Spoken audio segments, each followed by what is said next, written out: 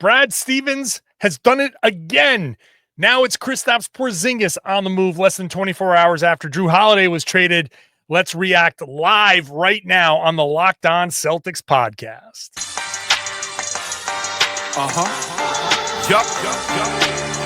Beantown, be ever ready. It's the C's. Who else could it be? What they gon' say now? Screaming like JT. Karalis, recap the madness every game, every practice. Prime time, Depp and D White on the sideline. Rain and Jace, how it started, raising banners, how we finished. Locked on Celtics pod, home of the winners. Hey there, welcome back to the Locked On Celtics podcast right here on the Locked On Podcast Network. Once again, going live. We never go live. Now it's live 2 days in a row because Kristaps Porzingis has been traded.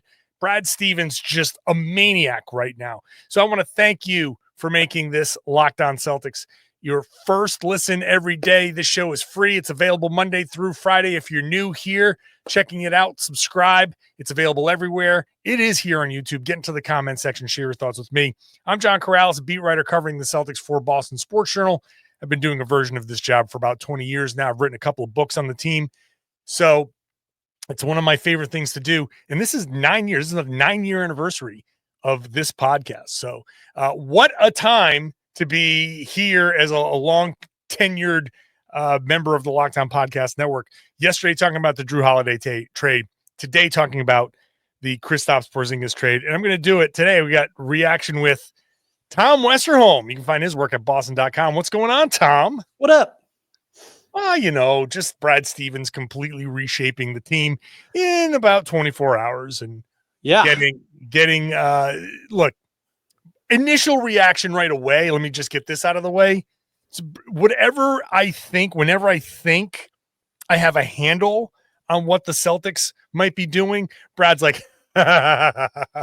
nope, we're going to completely destroy you and let you know that this is why we get paid all the money to run the Boston Celtics, and you're over there going, ooh, golf clapping. Like, oh, very, very nice move. Very nice move. Very good, sir. Well done. Well done. I succumb to your greatness and be like, all right, let's like reverse engineer, like, oh, okay, I didn't think of that. So Porzingis, this is why this thing that neither of us predicted in any way makes all the sense in the world. Yeah, exactly. It is something I completely didn't see coming. The most obvious thing it's a 3-team trade that sends Porzingis, I think, through Brooklyn into Atlanta. The Celtics get George Niang. There's a second-round pick going out, second-round pick coming back, so they don't really lose a pick there. And Terrence Mann goes from Atlanta to Brooklyn. So Brooklyn has 5 first-round picks and Terrence Mann. And like, okay, it's just Brooklyn rebuilding, and they control 1/6 of the NBA draft. So their entire summer league team is going to be drafted on one night. Yeah. But the Celtics, the net effect here is in 2 nights or in one 24-hour span, Brad Stevens has gone from $20+ million over the second apron to about $7 million under. Yeah. Turning a $30 million Kristaps Porzingis into an $8 million George Niang. Yeah. By brilliantly using the Brooklyn cap space as kind of like a clearance, like you're laundering money. You're just like laundering your whatever you want to call it. You're just going, okay, yep, we're just going to wash it right through Brooklyn, comes out clean on the other side. Now the Celtics are under the second apron. Yeah, they're under the second apron after yesterday bringing in a guy who's going to make $27 million next year. And obviously they cut some salary there, but they didn't cut much, and he still managed to get them under the apron. And again, bring in this guy that it's like, hey, if you like, you're in a great position now with Simons, because if you want to take a flyer on him and see like, hey, how does he fit? How does he fit on this team? Yeah, absolutely. You're under the second apron. And if something does pop up where you're like, all right, I mean, hey, we could clear even more. We could get on, we could really get really there. Like we could really put ourselves in a great salary position. You got it. Also, you have this $27 million contract. If you want to start making some bigger moves. It's a much. I mean, it's really not that it's a huge surprise, right? Because Brad's been doing this. Like, every time it's like, oh man, Brad's gonna have to make some moves, and then Brad does it, and it's like, yeah, wow, well done. Yeah. But that's pretty much how I feel after. Obviously, I know Celtics fans are kind of hurting, right? Because to like see Jrue Holiday go out the door, and like, some people got pretty sick of Porzingis, but like other people really liked him, whatever. But like realistically, I mean, we talked before all this started about what it would mean if the Celtics did this without giving up first round picks. And here we are. Like that might be like, this is, and I hate to be this guy because I want to be like critical. Yeah. I want to be like, okay, we're gonna objectively be like, but no, it's like, God, Brad is brilliant here. Okay. So in these two quick moves, he like turning Porzingis into $8 million contract, George Niang, who I apologize to George and his family for constantly referring to him as the piece of paper on which he has signed and agreed to a certain amount of money. But that's really what this is all about, is the contract. But to do that is brilliant. To get, buddy, they are $4.6 million away from the first apron. Yep. They can get under the first apron soon, which opens up another flurry of things. And they didn't have to attach any picks. They can go into Wednesday night and make that 28th pick. Or if Steve Bulpett is reporting, which is always solid, is to believe like they might be trying to move up. There could be a maneuvering to move up in this draft. I'm shocked. I'm shocked at how quickly they pivoted from Porzingis. They very clearly, I think, saw this opportunity and said, 2 years of Porzingis, neither of them have been healthy. And on top, they've been so careful with him. Yeah. They've been so careful. They did everything right. Talking about treating him with kid gloves. And he still wasn't available for most of the finals. And he still wasn't himself in these playoffs when they really needed him. Yeah. So I'm sure, like, hey, on a personal level, I think Porzingis is awesome. I think he's been great. He's been always great to us. He's been fun. The fans love him and all that stuff. But NBA's always been a business. But now more than ever with this second apron, it's like, sorry, buddy, it's just not cutting it. It's straight salary dump of Porzingis to get there, to do it without giving up the first round picks. So I didn't even put any stock into this 28th pick because I thought for sure it would be gone. For sure it would be gone. I would have bet a paycheck on that 28th pick not being made. Yeah, if I told you that the Celtics brought in, like, did the salary maneuver, brought in Niang, brought in Anthony Simons, and got to this point, and they attached a first round pick to do it, you'd be like, all right, yeah, like, fair enough. You did pretty well. Like, you did pretty well. Like, Brad did all this with the whole league knowing that he wanted to do this. Yeah. And the whole league very publicly saw that Kristaps Porzingis was not part of either run. Like, and what's crazy too, right? And I think there's something to this too. He did this without, like, I don't think he fleeced these teams really, and I think that kind of matters. I don't think he's getting this. I don't know that he's going to end up with this reputation of like, oh, you can't deal with Brad. Like, Brad's going to, like that Danny Ainge thing. It's like, no, like, these guys are like, I mean, Portland, that's a pretty good deal for Portland. I like what Portland did with that deal. And I really think that Brad also did quite well. Same thing here, right? It's like, who comes away from this being like, oh man, we got robbed? Nobody. If you're an Atlanta fan, you're like, we gave up George Niang for a shot at Kristaps Porzingis. I have seen a lot of people being like, oh man, if Porzingis stays healthy, this is really, I'm like, oh buddy. Right. I know. We're like, yeah, we if. Sure. Yeah. If he does, sure thing, buddy. But who cares if he doesn't? Yeah. Because it's George Niang. Yep. And like, yeah, George Niang and a second round pick and you get Porzingis and you get to talk yourself into Kristaps Porzingis, you're like, yeah, of course Atlanta makes that deal. Yeah.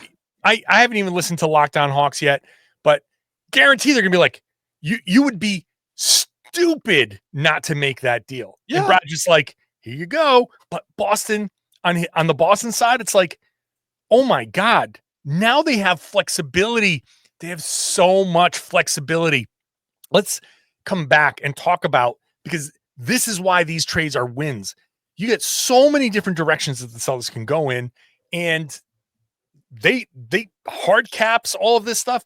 They can do anything here. We'll discuss that when we come back.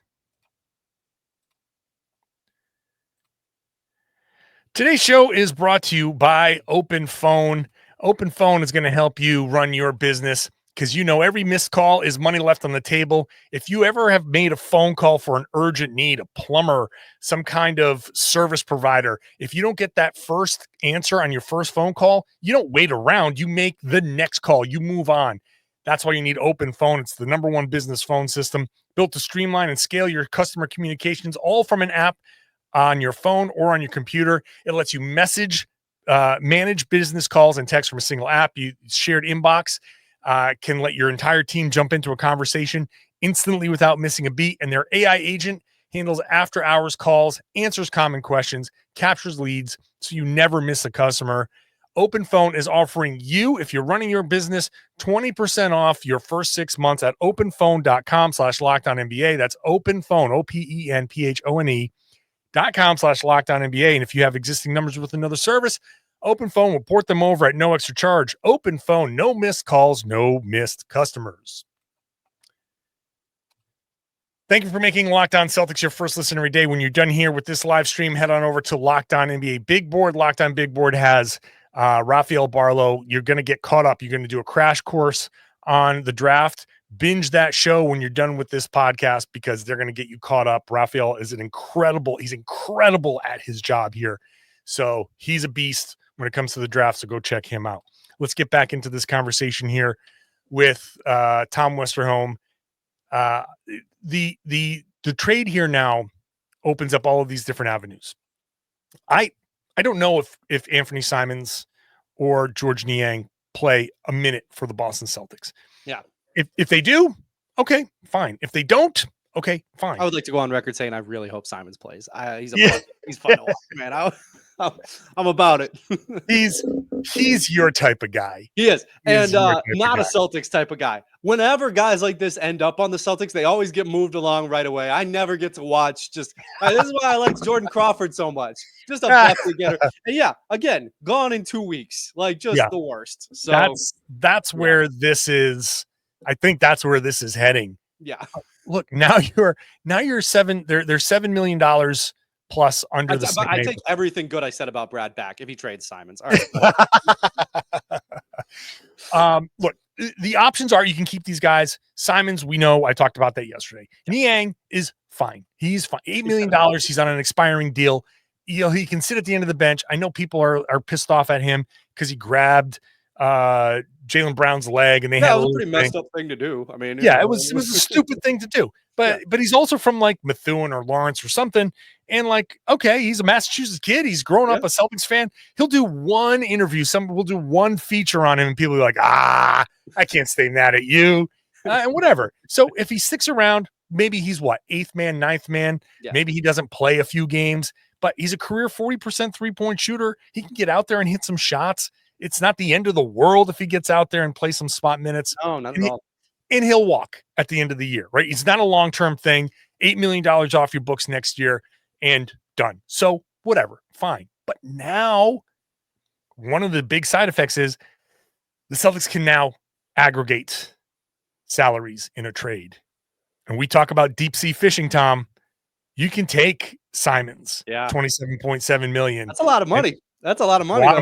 Yeah. And then you add $8 million to that, and you're like, oh, damn, we're like 35.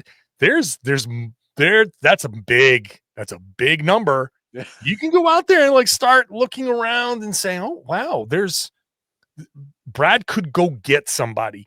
And think about you've moved, all you have lost so far is Holiday and Porzingis. Yep. So if you package these guys and go get somebody, I don't know who it is.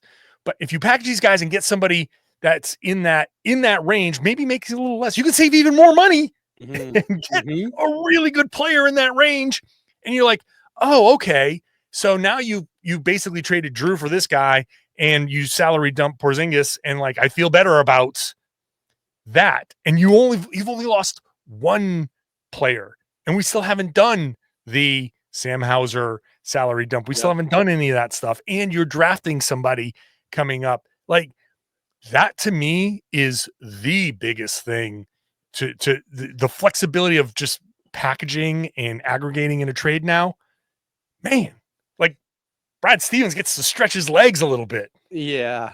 Yeah. Well, and the crazy thing too is, right, we've talked about this. The Celtics are not going to be the only team that has to dump good players. Like, that's right. There's gonna be other teams that have to dump guys. And like, I mean, who knows how soon, who knows like how far down the road people are looking at this current stage, right? But I mean, guys, we've talked about it. Guys are gonna start popping up that you're like, that guy was available. And I mean, it's going to be interesting because like the Celtics were really under a microscope for what they were going to have to do, because they were one of the first teams to have to do this, right? They were one of the first teams to have this big crunch, to be like a really good team who now has to like, give guys up.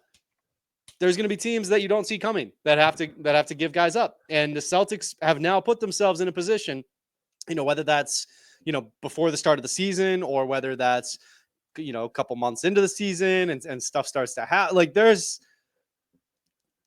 going to be possibilities. There's going to be options here. There are definitely options. I'm just kind of like cruising through and look. I don't know who it would be wild, right? If they packaged these guys, like you said, got somebody who was a little bit cheaper and still really good, and ended up under the other line, right? To where it's like you brought in all these guys and you're free as a bird. Like it's incredible. It's incredible to think, because you can keep Niang, you can trade Simons, you can get somebody that's somewhat close to as good, whatever. And there are, some expiring deals out there. I don't know. I think there's room to move. And this is just the big thing, where when you have options, you can do kind of, now you can start playing. Because one of the questions that I got a lot was, hey, do you think the NBA is going to play hardball with the Celtics because they know they need to cut salary? Well, you know what? They don't have to do that anymore. The Celtics can sit there and be like, we've cut our salary. Now we get to team build. And this is where like my brain, I just feel like I felt like the Celtics were stuck. Like, okay, are you team building or are you cutting? And I felt like you had to pick one lane. They've picked that lane. They've been in it. They've been out of it. They're on the off ramp. They're on a different highway now. You're like, wait a second. So now the Celtics can start playing a little bit. They're not bound by certain rules, and they can, do things where you can actually start thinking about like even like sign-in trades are there. There's the hard caps are there. You can now that Sam Hauser salary dump that we've been talking about, like we're still willing to do that, right? Sure. And so now you're 4.6 million under over the first cap. Salary dump him, sign and trade for somebody in a move like this. And okay, so what if you're hard capped at the first apron? Big deal. Yeah. And I mean, we're not even talking about the exponential savings. What does saving $22 million do for the new ownership group? Yeah. Brad Stevens has a job for life. Yeah. They just saved these new guys $100 million. Yeah. The Jrue trade was $40 million just by saving a few. The Porzingis trade, I mean, that was probably over $100 million in tax savings right there alone. Yeah. So, I mean, if we really want to get crazy, they're $12.6 million away from the luxury tax. There's a path now that they can get under the tax, which I did not even think was coming, which would be extreme, but I mean, even that's not out of the question. No. So if this season is like, hey, you know what? Jayson Tatum's not coming back. Stop that pipe dream. This is the gap year and we're going to figure it out. You can turn around and maybe get under the tax this year. Right. And that would at least, you can start trying to reset some of these things. So, and we haven't even talked about, let's take a second here. We'll talk about, they can re-sign guys. The Luke Kornet, Al Horford question can be answered, so let's talk about that when we come back. Today's show is brought to you by Wayfair. I know that, I already have like half my stuff around here from Wayfair, and we're doing the outdoors. We're setting up a whole patio thing. I'm going to be going back. My wife and I are going to be texting each other links to Wayfair patio stuff. They've made it so easy to turn your outdoor space into something that feels like yours. It's comfortable. It's stylish. It's ready for summer. They have everything at Wayfair to level up your outdoor space. Conversation sets, outdoor bars, fire pits, hot tubs, gazebos. I do not even want to say all those things because I'm going to have to do 10 podcasts a day to pay for everything. Even with the great prices at Wayfair, my wife's going to be like, oh, this is cheap. This is cheap. This is cheap. This looks great. So if you want to redesign your home for summer, you can do that at Wayfair.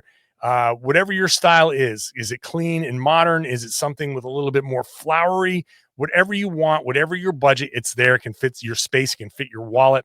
Delivery free, fast, totally hassle-free, even with the bigger items. So now you can host your friends. I'm looking forward to having everybody over, hosting a graduation party, all in my brand new Wayfair designed outdoor space. Don't wait, make your outdoor space a dream oasis today with Wayfair and enjoy it all summer long. Head to wayfair.com right now to shop a huge outdoor selection. That's WAYFAR.com. Wayfair, every style, every home. Thanks for making Locked On Celtics your first listen every day.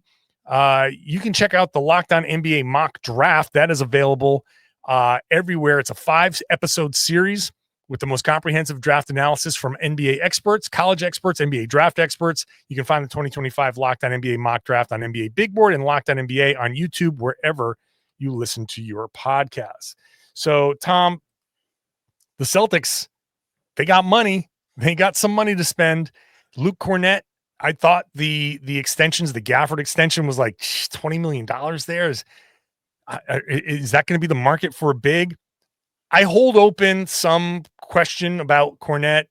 Are teams really going to be willing to give him a ton of money? Is he a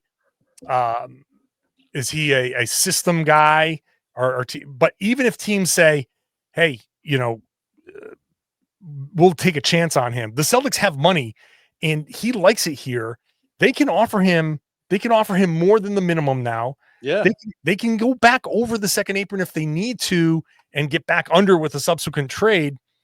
They have money. They can give him the $7 million and he could be like, that's enough. That's enough for me. You give Al Horford the minimum and maybe you've got your front court set now too.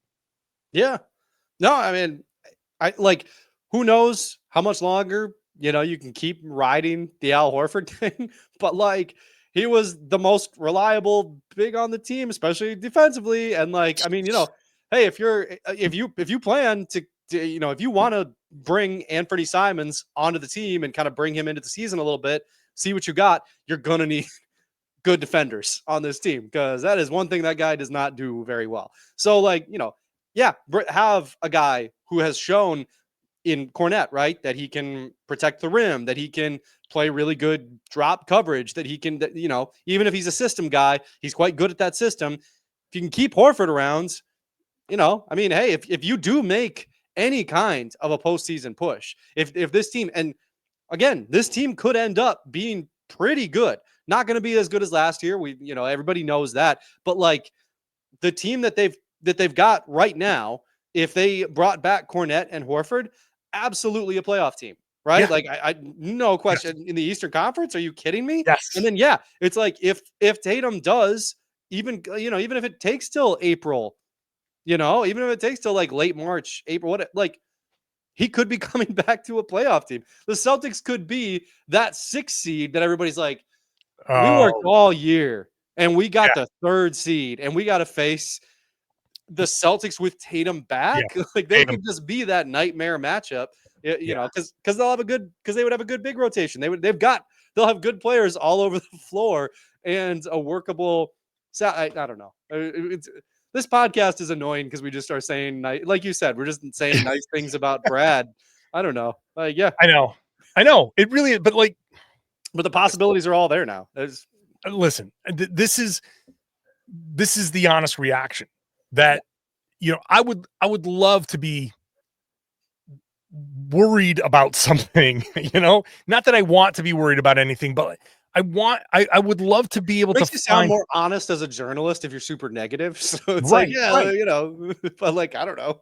But my honest reaction, I believe, when we know, I guess you got to put this in the context of knowing what the goal was. You knew they had to cut salary. You knew they had to, they would get worse as, you know, talent wise. Is a team with Simons and Yang as good as Holiday and Porzingis? No, but we knew that. I've said all along what the Celtics are doing. You got to minimize the damage here. As a freaking fly somewhere gets in here. What's going on? What is going on here? Is it going like, between the pictures? It's like, yeah, I don't know. It'd be amazing. But I know that they're not as good, but it's about minimizing the damage. I've written this, said it a million times. You have a goal to accomplish, and you did financially. And there's still more you can do now because you still haven't fired all the bullets. So you managed to do that. Get back Simons, who's a good offensive player. I mean, he will score points. It'll change who the Celtics are, just their DNA. It's not going to be a defensive team. Simons can be attacked. If Niang's on the floor, he's going to be attacked. But both of those guys can hit shots. And you know what? Sometimes that would be enough. Yeah. And no one's going to sit here and pretend the Celtics are, hey, here's a contender. Here comes banner 19. But they didn't eliminate themselves from it. And that's the big thing. So yeah. That's why I'm so positive about this. Yeah, I mean, you want to talk? We talked a couple of podcasts ago about like somebody for Flashcard Friday asked like, should they play faster? And like Pritchard, Simons, Jaylen Brown, like, yeah, man, run, get up and down. You're gonna get some buckets. Like they will get up and down. Yeah. So yeah, I mean, you can start to see the vision with the team that they've built, and they can just make moves to improve that team. Like if they start to develop, you know, yes, their identity is going to change. Anytime that you give up players from a team that had 5, you know, borderline, like 5, like guys who ranged from surefire to borderline all-stars, all 5 of your guys in the starting lineup were that. So yes, they were going to get, you know, things were going to change when they had to get rid of some of those guys. So their identity is going to change. But when they get this new identity, when they start to put together a cohesive identity that makes sense, they can then go out and get guys who supplement the new identity perfectly because they have flexibility now. So like the shift just becomes so much easier because whatever you morph into, it's going to be easier to build around that because of these moves. So I guess if we want to take it down a less celebratory road, we can take a moment to just, I guess, bemoan the fact that they were required to do this. And I'm looking at a tweet from Adam Himmelsbach that said the general mood within the organization is somber because basically it sucks to trade 2 good players and people who helped you win a title. I said this about Holiday in last night's live. I'll say the same thing. I said it earlier about Porzingis. In that locker room, 2 highly respected guys. That locker room, one of the criticisms, I guess, of this team, you know, was that they were boring, that they were just like, there's no drama. My wife, a reality TV watcher, is sitting there like, these guys, there's no drama. Can somebody say something? Can somebody at least like say something controversial? Anything? I'm like, no. These guys, I've joked millions of times. If I had a daughter and she came home with one of last year's Boston Celtics and said, "Hey, this is my new boyfriend," I'd be like, "Great, this is amazing. This is a great dude." You know, like all of these people like think that they're all really good. So yes, like it's good people, good vibes in that locker room. So it does suck. I said during the season, like, appreciate what these guys are because it's not going to happen. It's not going to hang around. And it didn't. And it sucks. And there's a lot of people like talking about, second apron. Like the second apron is coming for everybody. Every good team. What we're watching is the second apron doing its work. So, hey, OKC, you're so set up for the future. But like, you're going to get expensive real fast. Yep. And this is what the second apron does. This is the Celtics in Phoenix. There's a couple of teams here that are dealing with it, but the Celtics are in that first group, that first test phase, and this is our first chance to really, really see what the second apron does to a team. The days of spending your way and just, we'll just pay the tax and staying good, they're done. Yeah. So now we get to celebrate. Like, under no circumstances prior to today would we ever be celebrating Kristaps Porzingis for George Niang and a second round pick. Right, for sure. But today, because of the second apron, because of what the Celtics needed to do and what it now allows them to do, we're like, wow, that's a great move. So it changes the calculus a little bit here, but that's where we are. Yeah, I mean, I think that this celebratory mood is this started the day that Tatum got hurt. Where it was like that was the moment that you knew everything was going to change, that this offseason, like guys who you like were going to be gone. Guys who helped this team win a title were going to be gone. Guys who were great in the locker room were going to be gone. Like, you knew that at that point. So like if you've been paying attention, you've had a chance to sort of, I guess, adjust to that fact, to adjust to the fact that the Celtics were going to take a step back in terms of talent. And the question was just going to be, okay, how, like you said, damage mitigation, right? Like you're trying to avoid just really tons of picks out the door to make this all happen. Like the nightmare scenario of having to, like, I don't know, trade Derek White because nobody wanted the other guy. You know what I mean? Like there were bad potential scenarios out there. And the reason that it's, celebratory right now, like you said, has absolutely nothing to do with Jrue Holiday or Kristaps Porzingis being out the door. It has absolutely nothing to do with that. It is just the fact that, like, the damage was mitigated really, really well. Like, just expertly mitigated. So yeah, no, I mean, for sure. Jrue Holiday going out you're losing a top quality guy. Like, I think everything you read about him, everything that you see about him, all the stuff that he's done in the community, that guy going out the door sucks. Just full out, flat, Porzingis, similar thing. But, the way that they're set up now, there's some real potential to rebuild quickly, retool quickly. We'll see what's next. I'm afraid. I'm kind of glad this is the live podcast, because at least if Brad pulls another move, this is out there. It's in the ether. It's done. You've guys content as we speak.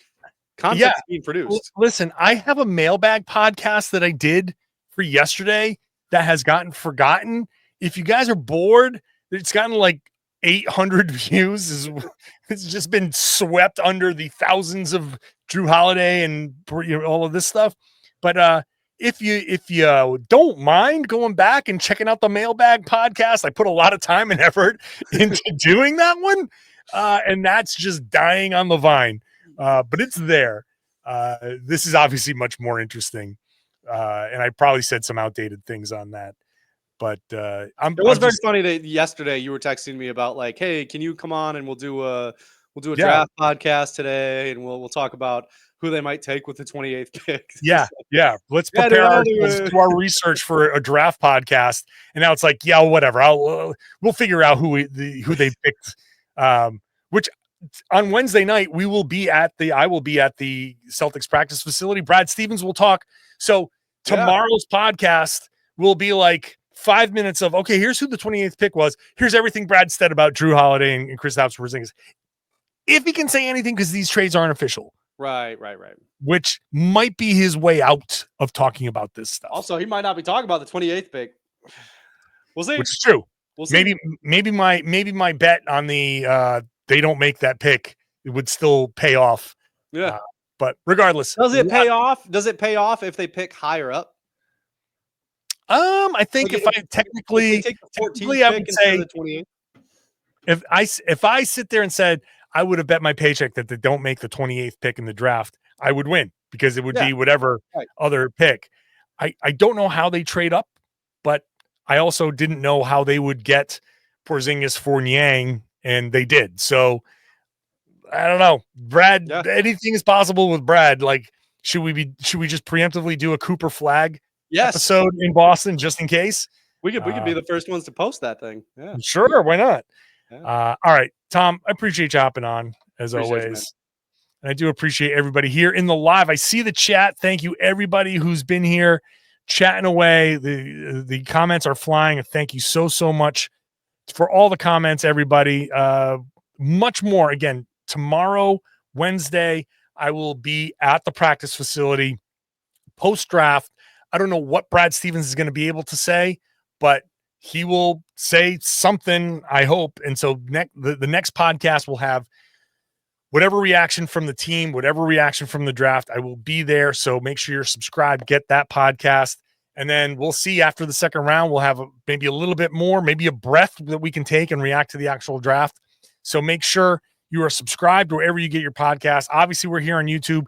Get into that comment section on all of the podcasts and let everybody know what you're thinking. And then I would love it if you're an everydayer, if you're with me every Monday through Friday. This podcast is free. It's daily.